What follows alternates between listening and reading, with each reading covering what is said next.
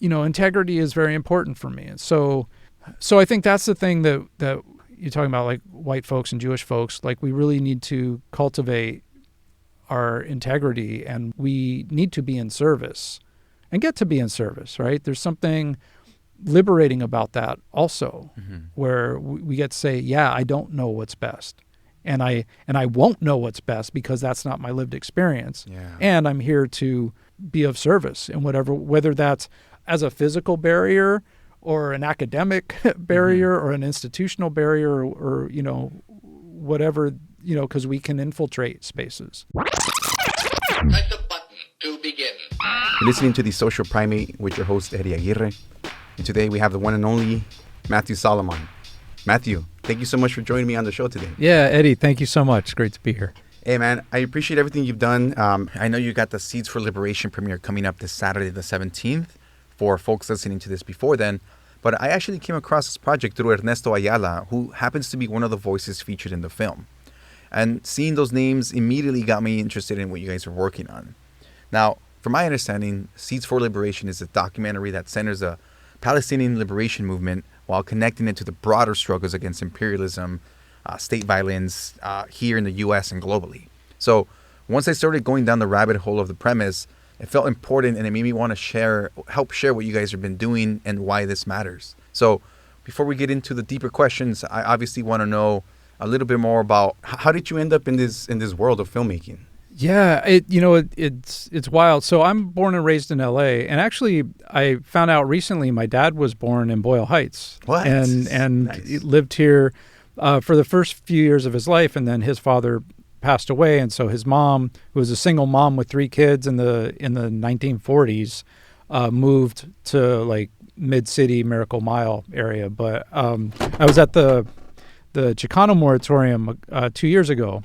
And I met Ernesto. I met him before, but met him in person. And when I was telling my dad I was at the Chicano moratorium in Boyle Heights, he was like, "Oh, I grew up there, or was born there. I was a kid there." So, so I have some roots, roots in Los Angeles. Born and raised in West Hollywood. The schools that I went to were all very integrated, diverse. My friends were. They were magnet schools also. So my friends were from South Central and East LA and the Valley and all of that. And so at an early age, I'm white and Jewish, not Zionist, but I'm white and Jewish. My friends were everybody, so I knew at an early age that most of my friends had very different lived experiences than I did. And the stuff they were telling us in school about, everybody's equal under the law and, racism ended with, Dr. King, right? I knew that wasn't true. But I didn't have the words for it, right? But there was a hypocrisy there. And then, I was in college at USC when the Rodney King beating happened and the LA riots. I was a music student, but I was taking sociology classes because I was fascinated with why is society like this and what can we do about it? And so in those sociology classes, we were learning about systemic racism at the same time as Rodney King and all of that. And so I had words for it finally, that there was systemic racism, that it wasn't just, when you turn on the TV, it wasn't just like the Klan members with hoods and the neo-Nazis with their patches.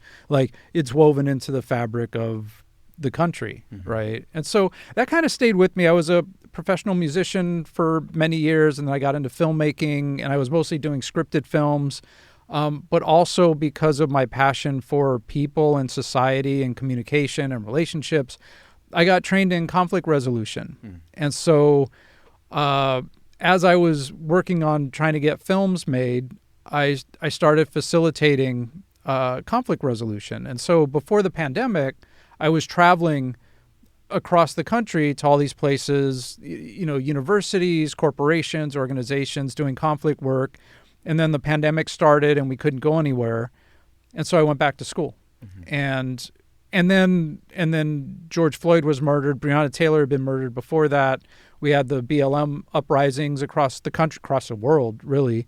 And so when I went back to school, it was really like, how are we still doing this after Rodney King and Trayvon Martin, everybody through the 2010s, to George Floyd.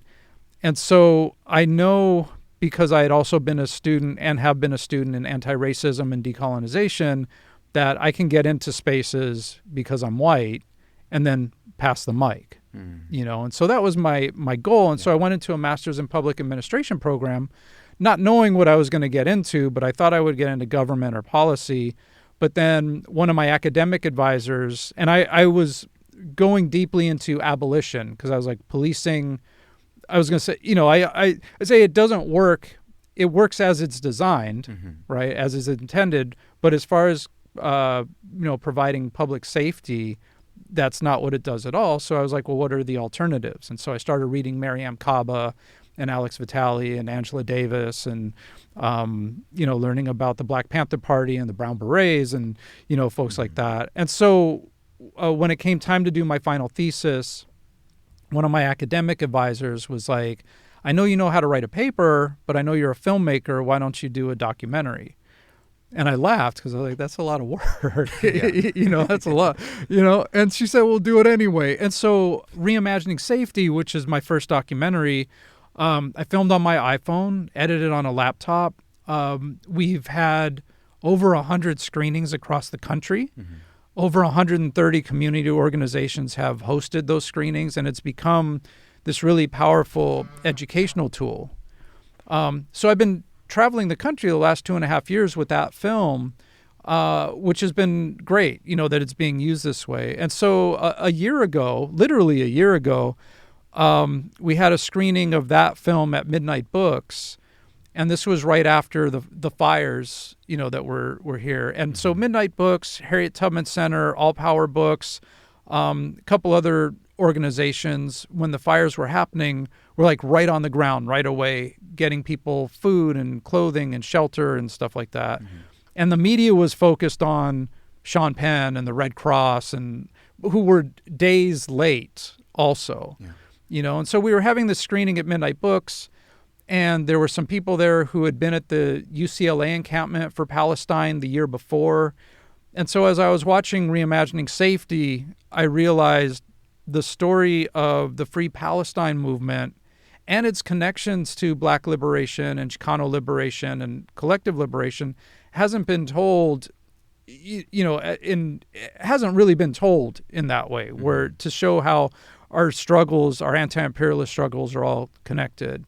And so that was the moment where I was like, oh, this is the next film. And so Seeds for Liberation, which we're premiering this Saturday, is that. It centers the Free Palestine movement, and it connects, it shows the connections through like an interview with Ernesto, who, his family has a long history of working with Palestinian liberation groups. He's done talks on how interconnected the Free Palestine movement and Chicano liberation is tied together.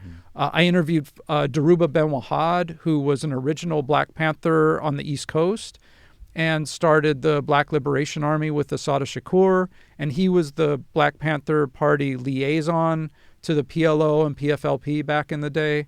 So I interviewed him, and he's like, a legend. Nice. The guy's like 82 years old, Still doing the work. Still doing the work. Yeah. He was incarcerated because of COINTELPRO. He was framed by COINTELPRO, did, I think, 19 years, and now, lives out of the country. But, and then the, Stop Cop City folks. So Mary Hooks and Reverend Kiana Jones-Moore, who are leaders in the Stop Cop City movement in Atlanta, who I become close with through Reimagining Safety. Like, I interviewed them because the way the Israeli occupation force, the IOF, trains, they train our police here. Our cop cities are modeled after Little Gaza, which is how they train to inflict violence on the Palestinians. So it's all connected, and then there's folks like, local folks will know, like Richie Sergenko, who's a movement lawyer here, Yusuf Kafaja, who is a leader in the Students for Justice in Palestine. They talk about the UCLA encampment, And so all of that is in this film, along with, at the end we talk about what does collective liberation mean and what does that look like? Because I always want to leave people with not just the messed up stuff, but like, what can we do and what is the goal? Where can we get to? What is the world that we can have? So that's the trajectory of Seeds for Liberation. Yeah, no, and honestly, it's interesting and fascinating that you've been going through this effort to put these stories together, because, I mean, we're currently in a political climate where, speaking about this or being in the specific side of it puts you up against different types of groups, And one thing that I did want to mention again is that the fact that, your particular background, like, I'm speaking here as a Mexican American individual. You mentioned that you're also Jewish American. So obviously, when you look at it that way, I'm assuming that you've had a pushback on your end from different types of groups of people, right? Like, how have you dealt with that? How do you approach a conversation with those folks? Yeah, it's, well, like with most things, there are the people that you can't reach, that they don't want to know, or they know what they know, and so honestly, most of my family doesn't really talk to me. It's bad enough I went after the cops, right, with the other film, but now and this is my grandparents on my mom's side were Holocaust survivors, so I grew up with their stories, and so for me, it was very much, we have a responsibility not to let this happen again to anybody, right? And then when I'm seeing the parallels between what the Nazis did to Jewish, and actually it always gets left out of the conversation. Like 6 million Jewish people were murdered by the Nazis, and 6 million other people, black people, people with disabilities, queer people, were also murdered, right? So there's this, we're socialized, and with the media, it's like we only focus on what happened to the Jewish people, right? So there's this whole like survival thing that's wired into us, and it's generational trauma and all of that, but it's so programmed so deeply that our survival is tied to Israel that it's really hard for, I would say a lot of Jewish people who, it's hard to like break free from that, or to even consider that what we've been raised with is not true. Israel wasn't, or Palestine wasn't an empty space that nobody was occupying. The story that the day Israel was established as the Jewish state in 1948, the day after, the story that we're told is, all the surrounding Arab countries attacked us because they hate us because we're Jewish and they want to eradicate us. That's not what happened at all. There were, Zionist militias who were funded and supported by Great Britain, and other Western imperialist countries that were displacing and murdering Palestinian people, and ethnically cleansing. So the surrounding Arab countries were like, no, you're not going to ethnically cleanse. And that's why they attacked, So there's all these like, I mean, I could go on and on and on. And what's fascinating is when I talk to other anti-Zionist Jewish people who were raised inside of Zionism, because there are some that were just raised anti-Zionist, but those of us who were raised with the Zionist propaganda all have the same stories, that we were raised with. So it's really hard, because when you have a worldview and your survival is rooted to it, it's really hard to break that. It's like being in a cult. It's like when people have to deprogram, after being in a cult. Like that's I know I'm going on here, but that's really after October 7th, 2023, even though I had been sort of aware of things, like it really was a deprogramming, reprogramming. Like I felt like my brain was upside down and backwards, right? Because I knew what was right, because I could see it and I could recognize oppressive systems and people fighting back against oppressors. But everything that I had been told for my whole life, I'm 52, right? So, 50 years of my life was wrong, and it's like, damn. Yeah. And then realizing that even though I wasn't religious, there was, embedded in me was like my survival was tied to being Jewish and to at least having that community.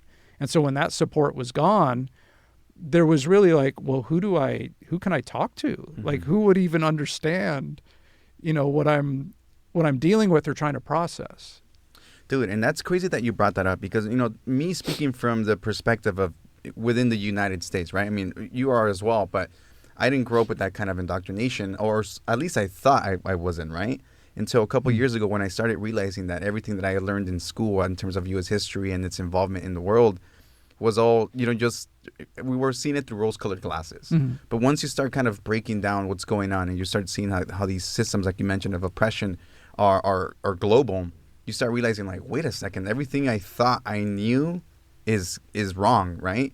And that in yourself, right, just in the shape of identity, like it throws you off course off of everything. So you're left to pick up the pieces and figure out, where do I fit in now with this newfound information? Yeah. Right. And in this case, from my understanding, it seems like this led you down to trying to start showcasing how, like, first and foremost, it's like this imperial boomerang, right? What happens abroad happens at home and vice versa. So, like, what can you tell us about that? Like, what do you feel basically that this film reveals about how that system works? Yeah, it's simple enough to say it's all connected, right? And then you see, and it's talked about in the film also. You see how, and the Palestinians in the film talk about their lived experience. One of the people in particular, Ayman Najim, grew up in Gaza. And he's lived there up until like 7 years ago. And so he talks about the checkpoints and the violence, and his father would have to wake up at 1 a.m. to go through checkpoints just to be able to go to work, to be there at like 6 or 7, right? So like a 5-hour, 6-hour thing just to get to work, right? And so there's that stuff. There's the raids. There's like in the West Bank also how the settlers there, I have to just, so Cerise Castle, who broke the story on the deputy gangs, the sheriff's department deputy gangs here in Los Angeles, has talked about how, like, the LA County Sheriff's Department came as vigilantes, right? They were the ones who were protecting, in quotes, the ranchers, the settlers, right? Who said, no, this is our land now, and we're keeping, like, the other people who are the indigenous people off of, quote, our land, right? And so you look at the West Bank, and that's what's happening there. That's what happened in Palestine in 1948. There were, like, literally Palestinians living in their homes who accepted Jewish refugees, from the Holocaust into their homes. And then the Palestinians were forced out, and then the Jewish people occupied their homes. And they're like, these are our homes now. That's why they have, a key is one of their symbols of liberation. And many of them have keys to those homes for when they get to return. Dude. Yeah. So Ernesto, talks about this in the film. Like, it's the same thing with repatriation, and so they had, like, Operation Wetback back in the day, where the indigenous people here, they're like, all right, you have to go to Mexico or wherever and then come back in, even though they had been here, for hundreds of years before that, so and it, for me, hearing, the line over the years that, we didn't move, the border did, like, it hit so, like, I get it now. I didn't always understand, but it's like, yeah, it's just some random border that colonizers drew a line, and then they're like, you're not from here anymore. But how can you not be from here when you've been here?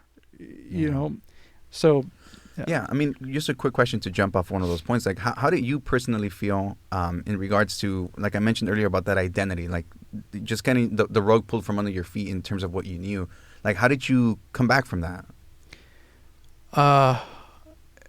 That's a good question. I mean, it was a process. It was listening to Palestinians and their lived experience, which is something, going back to, like, my anti-racism and decolonization training and practice and all of that, where recognizing whose voice needs to be centered and listening to those folks. And so, like, I had never learned about the Nakba before, October 7th, so I didn't know what that was, which was the displacement and the murder and all of that of the Palestinian people. Yeah. The confiscation of their land and the attempt to, erase their heritage and culture and all of that. So it was reading. Ayman, who I mentioned, who's in the film, we're both in a PhD program together for transformative social change. So he and I would have conversations. I did find anti-Zionist Jews, so like Jewish Voice for Peace and folks like that. And then in the film, I interviewed Michael Schertzer, who's an anti-Zionist Jew and co-hosts the Palestine Pod. And so just through learning and listening and having a commitment to getting it right, basically. I mean, I sometimes getting it right can be like gray areas, but it's like really wanting to understand like what the truth is and set like any of my preconceptions aside. Yeah, man. I mean, that must be difficult, because again, I can only talk about my own lived experience in this case, but I had moments in my life from the last couple of years where my identity shifted too, and just like you mentioned, like I wasn't fully aware of the history of what was happening to the Palestinian people prior to October 7th, right? The most information I got was through Abby Martin back in like the 2010s or something, when she was going on specific podcasts and doing reports on it. And she was basically a target for that specific government as well. But that's as much as I knew. And I knew there was stuff happening, right? But once this event occurred and we started seeing everything else unfold, basically, right? You start realizing like, why isn't this history on the forefront of a lot of things, right? Again, and then you start figuring out that this is a lot of the times on purpose. Like you don't want to shift the narrative because that narrative gives you control, right? And when you lose control, then it leads us to where we're at right now. Yeah. But again, I think this is just one of those moments in time where it's a necessity, right? We need to have these conversations. We need to have this representation in order for us to figure out how we're going to move society for the future, right? Yeah. Now, in regards to, again, I mentioned earlier the boomerang effect. Like, how do you see that playing out right now in the U.S. Outside of just the immigration raids? Well, the cop cities, right? Cop cities, right. So, for those who don't know, cop cities are, they call them like urban training facilities or whatever. It's so for police to be able to go and train in urban, like city settings. And a lot of them have like helipads and, it's basically, so there are at least 85 of them that are built or are in the process of being built. And Renee Johnston, who is a comrade of mine, who is awesome. Like she created a whole database it's called isyourlifebetter.net. She has a whole database of all the cop cities. And so basically they all came about after 2020, right? So what happened in 2020? We had these worldwide uprisings after the murder of George Floyd calling for, defunding the police or, and I'm going to say reform, but no, really we were calling for like defunding, reallocating resources, stopping the indiscriminate killing, of Black people in particular. But in response to that, instead of doing what would actually create safety and serve the needs of the people, what did the state do? They started building all of these training facilities so that the police can practice their violence and their tactics. Yeah. And the one in Atlanta in particular and some of the other ones are funded by organizations that are affiliated with Israel. They're modeled after, like I said, how the Israeli military trains. And in Atlanta, there was the GILEE program, the Georgia International Law Enforcement Exchange Program, where they would go and, Atlanta PD would go and train their They would have, folks from Israel come and train police in Atlanta. We know the, LAPD and the sheriff's department. And I think it's like pretty much every police chief from every major metropolitan city in the United States has gone to Israel. And so there's like training and technology exchange, right? So the drones are tested and have been used in Israel to like not just surveil but drop bombs on people, right? And so we have all these drones here. If you drive through Beverly Hills, there's on Santa Monica Boulevard, as you cross over into Beverly Hills, there's literally a sign that says drones are in use, right? So it's like they have their own border there. So it's the weapons, the tactics, George Floyd, the knee on the neck, like that's a IOF, Israeli military tactic that they use on Palestinians. So it's woven into everything.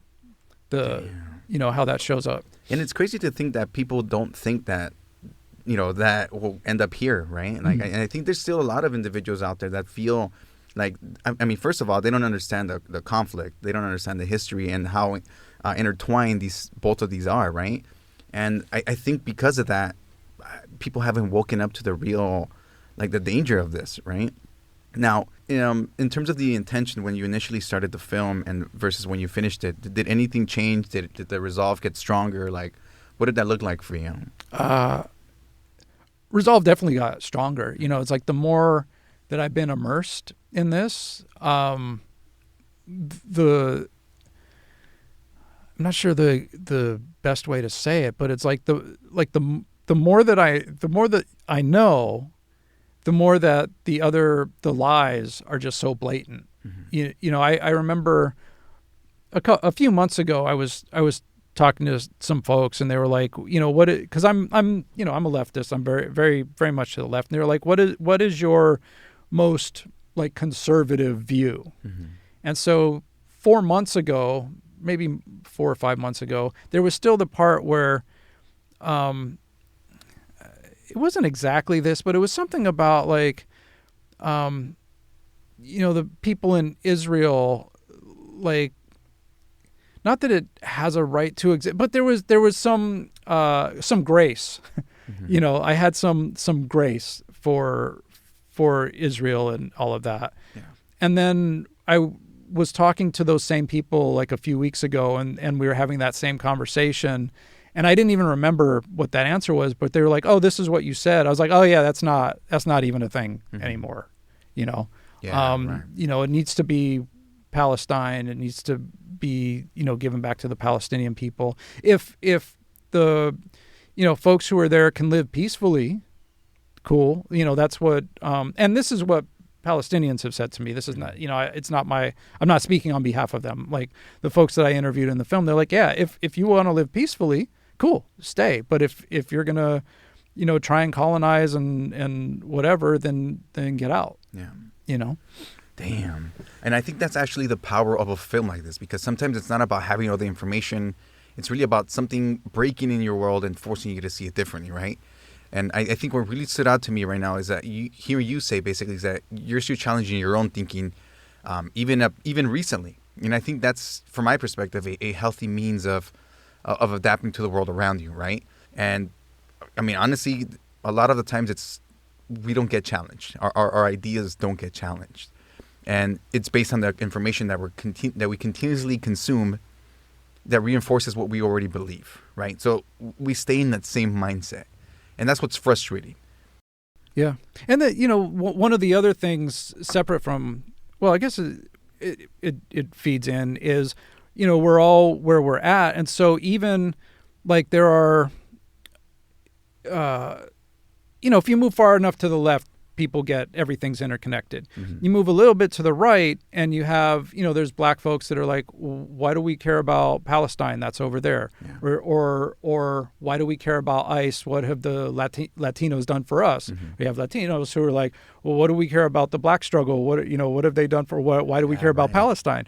Right. So everybody has like their own, I guess, blind spots or whatever, where, So the hope is painting a clear enough picture where people see, oh wait, we are connected, and it does pull people to that way, So there's not like a perfect group that totally gets it. And I also, because I'm this way, it's like when I learn something, I will double check and cross reference and whatever, just to make sure, because it's like I could be wrong, but so far when I've sided with the Kwame Tures and the Che Guevara's and folks like that, they were pretty much right on, however many decades ago. Yeah, and like for example, in this film yourself, you interviewed a variety of different people.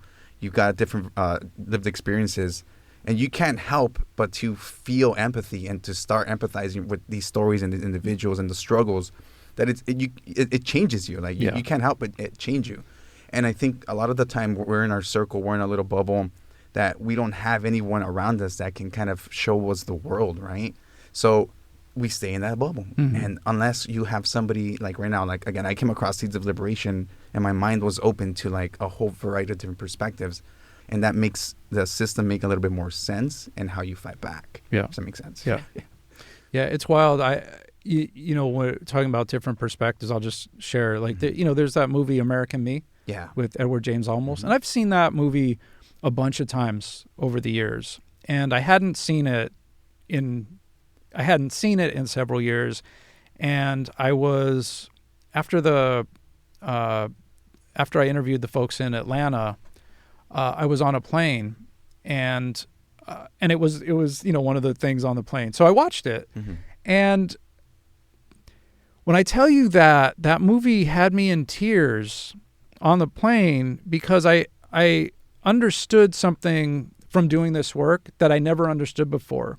And that was, I forget Edward James Olmos, his character's name, but the trajectory of his life and him becoming the leader of l'AME was all because of the colonizers and the white sailors who, it's called the Zoot Suit riots, but people, I think it's renamed to like the sailor something. I don't want to offend anybody. But that that point in history where the white Navy officers or sailors or whatever like attacked the Chicano people, mm-hmm. and raped his mother in the movie, and that caused the split between his mother and his father, where his father like couldn't look at him because he didn't know if he was the father or if one of these white sailors was the father. Mm-hmm. And that shaped the whole trajectory of becoming like the head of this, gang, right? And doing all the things that they all did. And so like really the full understanding of the systemic issues, the settler colonial violence, the imperialist violence, and how that has shaped generations of people, of families. I don't even know how, like that just hit me. It's like, wow. So when people talk about, oh, we got to do something about crime, and we talk about, well, go to the source of the crime, like we got to go even further, to the actual crime. Yeah, and then you start finding out truths that are a little uncomfortable in terms of what the reason behind all that is, right? Yeah. And then again, that leads you to a rabbit hole of like, wait a second, this is tied into this because of this, mm-hmm. and then it all makes sense. And then again, that's when your reality of what starts breaking apart. Yeah, and I think a lot of the times the healthy outlet would be to again connect with people like you've done, do the research, put yourself in front of this information and allow that information to kind of really start challenging what you thought you knew. So I honestly, I'm looking forward to watching on Saturday for sure.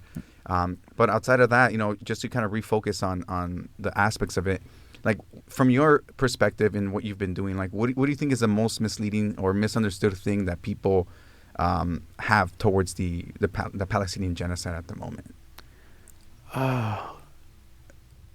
Well, I mean, the most misleading thing is that it's not in the mainstream. It's not called a genocide. Mm-hmm.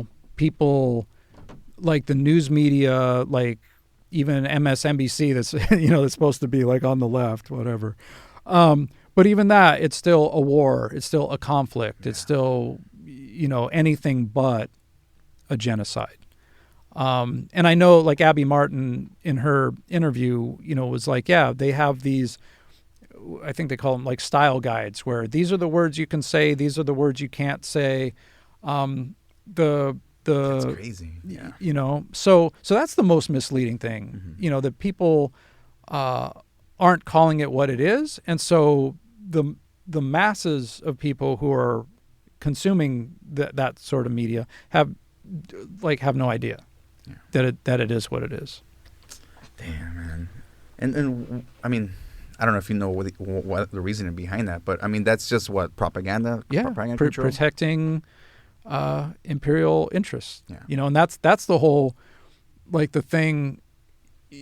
So through the master's program that I was in, and my other studies, I had to go back and take some other courses, and I revisited like the Vietnam War and the civil rights movement and the Holocaust, and all of that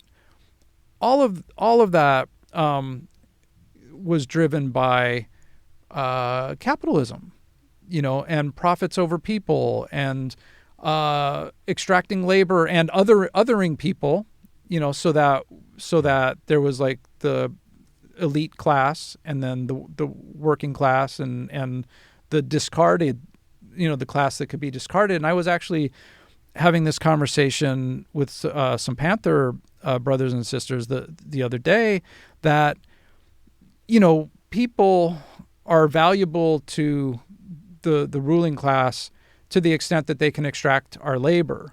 Right now they're talking about AI and having like machines take over, so they don't need our labor, so they don't need us, and they don't want us to be fair. Like Abby Martin has a new film, Earth's Greatest Enemy, that talks about how for all of our environmental work that's happened, that's made not a lot of difference when we look at how quickly things are deteriorating, with the water and air and all of that. It's the U.S. military that by far is the most harmful to the environment. And her documentary is brilliant on that. And when they, so they don't even want us here, really. Yeah. Now, I don't know if you can answer this, but why does the relationship between U.S. and Israel, why does it exist? Why is it so strong? What's the necessity that they get from each other? It's that foothold, the imperial foothold in the Middle East, where all the oil is. Yeah. That's, growing up, even before I identified, like, being anti-Zionist and all of that, there was a movie that came out in the 80s, and I saw it like at some point in the 90s. It was called The Chosen. And it was a movie, Robbie Benson was in it. He was an actor from the 80s. But it was a movie that took place in like between 1945 and 1948 in Brooklyn, in New York. And it was about the Jewish community there. And so one family was a Hasidic, which are like ultra-Orthodox. Those are the folks with the, the hats and the side curls and stuff, like very like traditional Jewish folks. And then, so they were the Hasidic group, and then there was the Orthodox group who were not as religious, or, The Orthodox group saw themselves as more modern, and so they would be the Zionists. And in the film, there were protests by the Hasidic Jewish group against forming the state of Israel, and saying that it was a sin to form Israel as a Jewish state because the Messiah hadn't come. And that was the first time that I had ever heard that there was Jewish opposition to the state of Israel. Because everything that I grew up with was, after the Holocaust, the whole world felt bad for us and, gave us this country, this little empty strip of land, because the world felt bad for us and they wanted to make it right. And the only way for us to be safe is to have the Jewish state. So seeing protests by Jewish people against that was like one of the first times where I was like, wait, what? You know, and then you dig a little deeper and you realize that there were countries that were opposed to that, which are usually written off as, oh, they're anti-Semitic, right? But then you dig a little deeper and you realize, oh, this is a strategic foothold for the United States and Western powers and stuff. Because then, you know, even though we have, you know, army bases, military bases all over the world, like that having that allyship in the center of all the, like the, you know, Arab countries and all of that is strategic. And it's a way to, and then now, you know, they talk about Greater Israel, which, you know, Israel expands, right, to consume the surrounding countries. It's like, oh, it is an expansion project. Like the imperialism is never satisfied. Colonialism is never satisfied. So that's why, you know, it benefits them because they, you know, they get our resources, and it benefits us because we have that location. Yeah. You know, and it's a way to, like, I remember when Obama was president, you know, one of my Trumper cousins was like, oh, he hates Israel. It's like, what do you mean? Like, what does that even mean, he hates Israel? You know, so it's always been like this thing that gets weaponized. Yeah. Yeah, I mean, I can see that. I mean, my next question is in regards to that, like anti-Semitism. How can somebody have a conversation in regards to that without getting labeled anti-Semitic? Yeah, I mean that's one of the propaganda tools, you know, and then a couple people talk about it in the film how, like, it's just something that gets weaponized to shut down any conversation, right? Because nobody wants to be called anti-Semitic.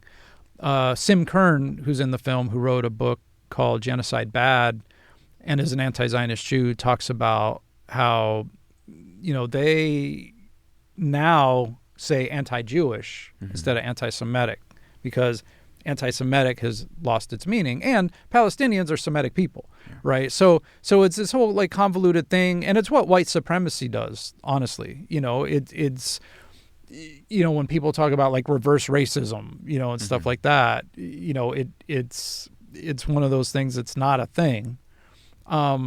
Anti-Jewish things, like with any group of people, exist, right? There is violence enacted against Jewish people. There's slurs.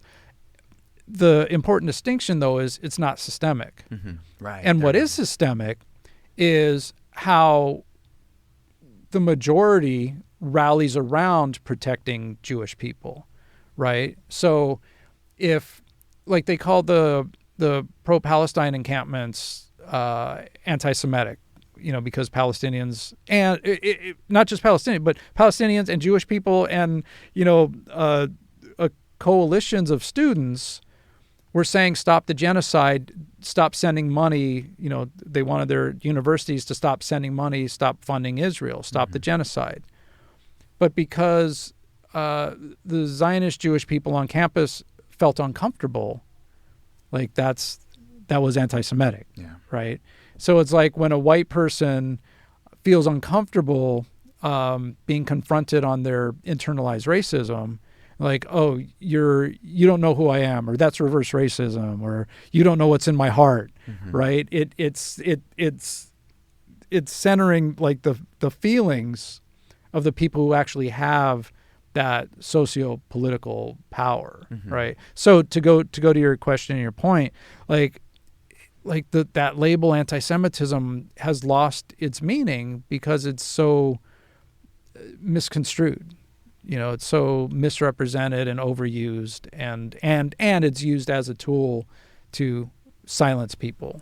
Yeah, and I mean, I actually think that kind of dynamic ends up working against the real protection of Jewish people as well.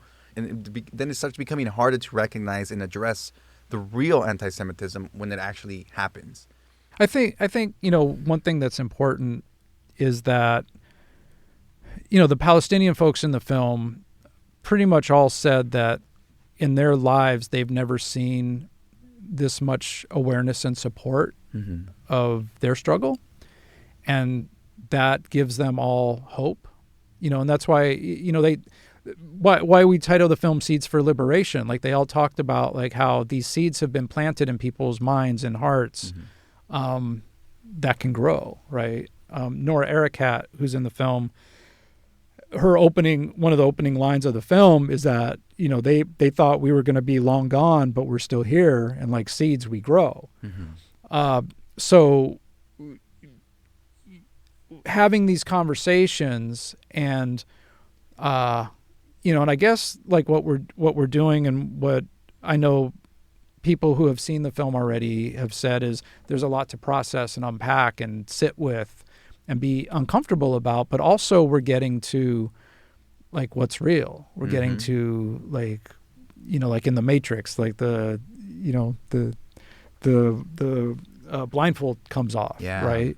And so in getting to see this, and in getting to also see how it's all connected, and also understanding that these struggles have been being fought, like there have been people fighting these struggles, for, at least 100 years, right? In Palestine and here in the States and abroad. So what we get to do is we get to be in solidarity with one another, and we get to support and join, Panther organizations and Brown Berets and, like Stop Cop City and Black Lives Matter, and every place has, organizations that are specific to them, right? So we get to do that, and we get to realize that, on the one hand, it's like, it's upsetting that, the system is not going to save us. But on the other hand, it's like, well, it's kind of freeing, because now we know we're not going to rely on that.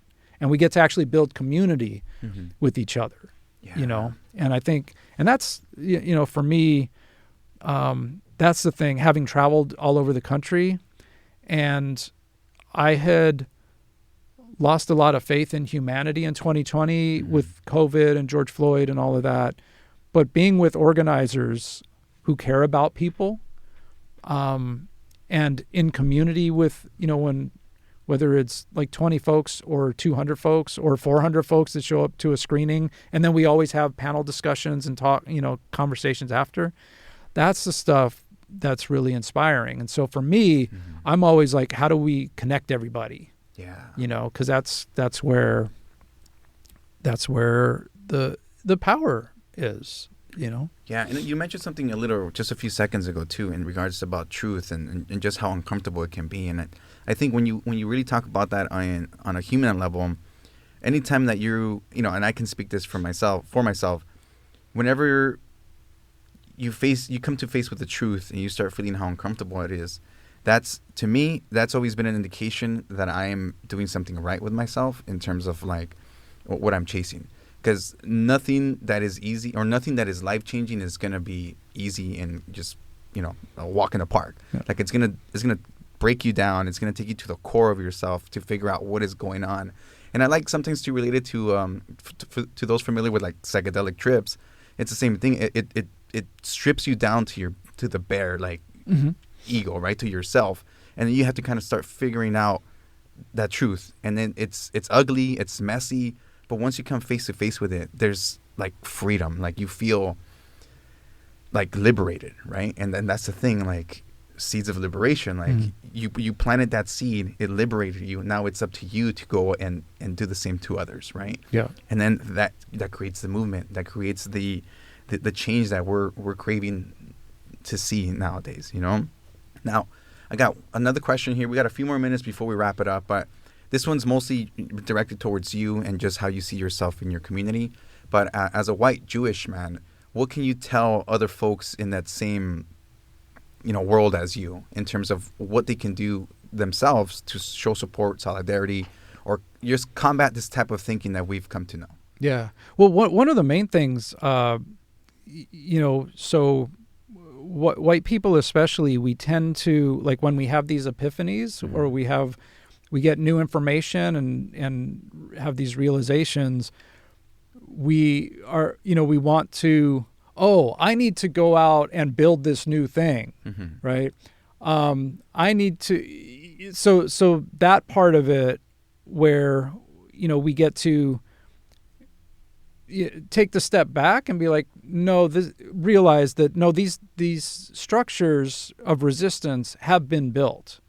They're just not, they haven't been sufficiently supported. Mm-hmm. So as white people, it's really, how can I be of support? How can I be of service? We're not supposed to be out front, mm-hmm. like leading anything, because it's not like we don't have the history or the expertise or whatever, right? Which, as a personal side note, like with reimagining safety, the first year when I was meeting all these people, I was like, mm-hmm. oh, I need to connect all these people. There should be like something to connect people, because there'd be a lot of power. And then it's like, oh wait, Fred Hampton was doing that, was working on that, So there's that part where we as white people are not discovering anything, like mm-hmm. literally we're not discovering anything. The other part is we also have to not go into shame, right? Because that's another thing that shuts down and it messes up spaces where like there's nothing for us to feel bad about. We just have to be responsible and take action in support of dismantling these systems. Mm-hmm. Same goes with being an anti-Zionist Jew. I have a responsibility, right? And so this film is part of fulfilling that responsibility, having, these conversations. I'll be traveling with the film. It's disheartening how much vitriol and violent resistance there is to conversations like this, especially coming from somebody who's like was within that group. But it has to be done. Yeah. I had family member with Reimagining Safety, who was married to a cop and was really upset that I made the film and was like, why are you even doing this? And they were like, you're not even black. Why are you doing this? I was like, because I care about people, mm-hmm. And, integrity is very important for me. And so I think that's the thing that you're talking about, like white folks and Jewish folks, like we really need to cultivate our integrity, and where we need to be in service and get to be in service, right? There's something liberating about that also, mm-hmm. where we get to say, yeah, I don't know what's best. And I won't know what's best because that's not my lived experience. Yeah. And I'm here to be of service in whether that's as a physical barrier or an academic barrier, mm-hmm. or an institutional barrier, or whatever, because we can infiltrate spaces. Yeah. No, I love that. And I want to mention something on myself too, because with the exposure that I've had, you come across different people, obviously. But normally if you're in a protest or in organizing spaces long enough, you start to notice how trust works on the ground. And then sometimes when you're surrounded mostly by brown or Latino folks and you see people who don't look like you, there's this question that arises, right? Like, why are they here? Are they here in solidarity, or are they here to police us, right? And I don't think that comes from a negative place. I think it just comes from the lived experiences of not knowing how safe you are, right? But I do appreciate, and I think what actually matters is when people show up consistently on the ground to show their solidarity. And over time, that shared presence starts to chip away at the fear and replaces it with the trust. But at the end of the day, it's like, you're there on the ground with me. That means that you, to an extent, you care about what's going on. Mm-hmm. But yeah, it's weird. But I'm glad you were able to have this conversation, because again, that's what this is about. We have to have these conversations no matter how uncomfortable they are, because at the end of the day, we're all human, right? And so is everybody else around us. And we all have the right to pursue that self-determination. Yeah. Dude, Matthew, thank you so much for making this conversation happen. Just to kind of wrap it up and make everything nice and tight for everybody, give us a brief synopsis of what Seeds of Liberation is and what can people expect. Yeah, so it's Seeds for Liberation. Oh, Seeds for Liberation, yeah. My bad. So, Seeds for Liberation, it's, I interviewed 20 people from, variety of backgrounds, like academics and organizers and, Palestinians and Black liberation folks and Chicano liberation folks, some, white anti-Zionist folks. But Seeds for Liberation highlights the Free Palestine movement and shows its connections with collective liberation. And there's also like music from the Neighborhood Kids. Oh, I saw that. Yes. And Us Versus Them and Ozo Motley. The bass player in Ozo Motley, we went to high school together. Oh, nice. So we go back. And a few other folks. So that's the film. You can follow at seedsforliberationmovie.com is the website, and the Instagram is Seeds for Liberation Movie. We're planning our tour. Like, we already have dates set up in San Marcos, Texas, and Sacramento, California, Atlanta. We have one in Halifax, Nova Scotia in April. What? We're setting up screenings all over the country and out of the country. So folks can follow there. They can also request screenings. And I know we will definitely be in LA with more as well. I'm not sure when yet, but we will for sure. Awesome. And then if they want to follow you or find out more information about the documentary when it releases, where can people find that? Yeah. So on Instagram is pretty much what I use. Is Matty the Glue, MattyTheGlue. And then Seeds for Liberation Movie is the Instagram. That's our primary, social media platform. Perfect. Well, again, thank you so much for making the time, Matthew. We'll see you guys on the next one. Peace out.